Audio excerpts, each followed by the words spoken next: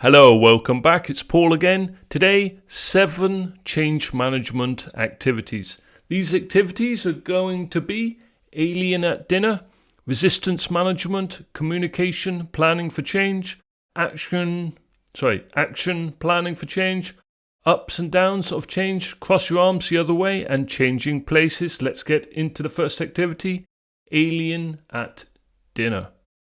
This is a great activity to start with if you're teaching change management because this is a good icebreaker. This is a lot of fun, this activity.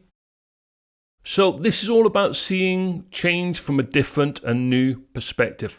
So to set this activity up, put people into groups, let's say 5, 6, 7 people. Allocate the role of alien to 2 of the people in each group. The rest of the people in the group will be humans. And then you're going to give them a scenario. So each group will have a scenario. So for example, why are you using that piece of metal? It's a fork, but why are you using it? What does it do? Why are you using your mouth to eat? You're going to be asking what might seem like crazy questions, but this is the way that an alien might think. It's not going to be familiar with human ways of doing things. So 2 people must act as aliens and the rest are humans. And the point of this is it builds empathy, it builds an understanding of why some people will be resistant to change, and it shows and it helps teach clear communication. So you don't need any materials for this activity. It's fun, it's easy, gets a lot of laughs. You can use many different scenarios. Tailor the scenario to the audience that you have. Great activity to start with for change management. Let's go to the next activity. Activity number 2, resistance management. So the goal here is to understand and address why resistance to change can happen, to make people, the people doing the training, understand why resistance occurs. So to set this up, put people into, let's say, groups of 3. 1 person will be allocated as the manager, 1 as an employee, and 1 person as the observer. So we can allow 5 minutes for each person to try the activity. So the employee is going to ask the manager why a certain situation is happening. So you give them a scenario, so that why does it have to change? How is this going to happen? The employee is going to ask very difficult questions to the manager. The manager must try and respond in a way that is empathetic and is kind, but still very clear and communicated well. The person observing will make notes about how each person does in their role as manager and employee. Rotate everybody so that everybody gets a chance to be a manager, an employee, and an observer. I should just add in as well, but the things that people are going to learn is about that they should actively listen, they should show empathy, and they should use the resistance as feedback for learning about how to improve the situation. So as a trainer, you're just going to need some scenario cards, write a bunch of scenarios on cards and give each group a card. That's it. Let's go to activity number 3. Activity number 3, communication planning for change.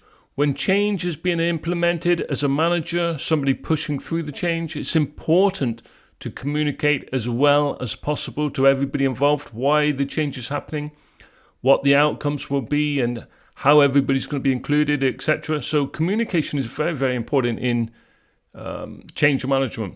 So this activity is all going to be about demonstrating how each person's accountability directly affects the success of the problem. So put people into groups of 4 or 5, hand them a scenario card. So it might be, for example, that two departments are merging together, and then they're going to come up with a communication plan. So as a group, they're going to come up with this plan. So what channels would they use for communicating to the people involved how the change is going to occur, why the change is happening? Are they going to use emails? Is it going to be done in meetings? What will the timelines be? Who are the audience that they need to communicate this change to? And what are the key messages that they need to communicate? So it's about creating a communication plan as a group. As a trainer at the end, you might want to ask some questions like, how did you structure your communication plan? What were the important parts?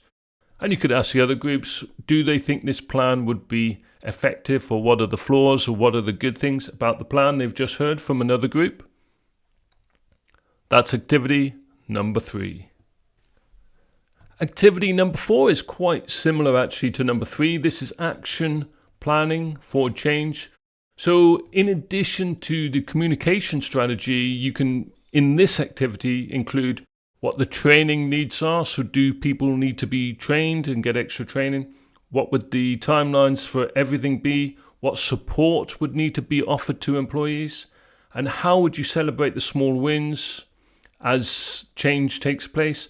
So it'd be very similar to activity number 3, but action planning for change is a more holistic activity. So you might need to allow an hour for this one, and you don't really need any materials, just flip charts, markers. Not the most exciting activity perhaps, but in change management it's quite a complex topic, and this will be a very useful activity for getting especially managers thinking about how change is implemented and the different things that they really need to consider for change management. Let's go to the next activity. The next activity is ups and downs of change. I would start by getting the participants to work alone, and you want them to think about a time when they had great change.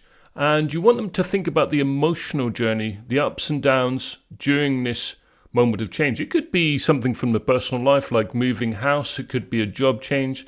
So you want them to try and map out, so write down the different stages of the change and include their emotions and any notes that they can make about how the change progressed. What was the journey of the change? So what emotions were present? How did these emotional ups and downs affect their behavior and performance? I would allow, let's say, 15 minutes, 20 minutes for that, and then get people to work into pairs and just share their scenario, their ups and downs scenario with each other. And that will be sufficient for this activity, but it's very thought-provoking about change management, emotions, and the different stages that change goes through. Now the next activity, cross your arms the other way. This is a fun one, could be a great icebreaker at the beginning of a change management session or workshop. This is a very short and yet very simple but powerful activity. As I say, great for the start of a session. So ask your participants to cross their arms as they usually do. Then ask them to notice which arm is on top, and then to uncross their arms and recross their arms the other way. So if they're their left arm on top, they now have their right arm on top. Now ask participants what it feels like to have their arms crossed in the wrong way as they see it. Have the class discussion about the initial discomfort of change and how this can apply to bigger changes in life. Very simple activity. Do not need any materials, but you will be quite surprised sometimes what kind of conversation and ideas come up from this such basic activity. Very simple, very thought-provoking. Changing places. So this is about changing your seat. I love this activity. So simple, and yet it gets so much laughter. And what you would do, you would just stop in the middle of the session and ask people to change the seat with somebody else. Somebody they don't know, ask them to change seats. And it will seem very, very strange to them because you do it so supposedly, so randomly. But the point of this is when they change the seats, they're going to feel awkward. It's going to feel strange. They're going to wonder why it's happening. And this, in essence, is like change management. When things change, especially in a company, in a workplace, it's very disruptive. It feels awkward. So you want to get them to change seats and then ask them what it feels like. Ask them to express their feelings. Very, very simple activity again. Very thought-provoking. This actually is a lot of fun. Don't do it just once, actually. Do it twice during the workshop. That is activity number 7. Thank you so much for watching. There's more videos coming up. I think the next one is, I can't remember actually, but there's a video going live every Friday. Please subscribe to the button below. There'll be lots of videos coming up. Thank you so much for your time, for watching this video. See you soon.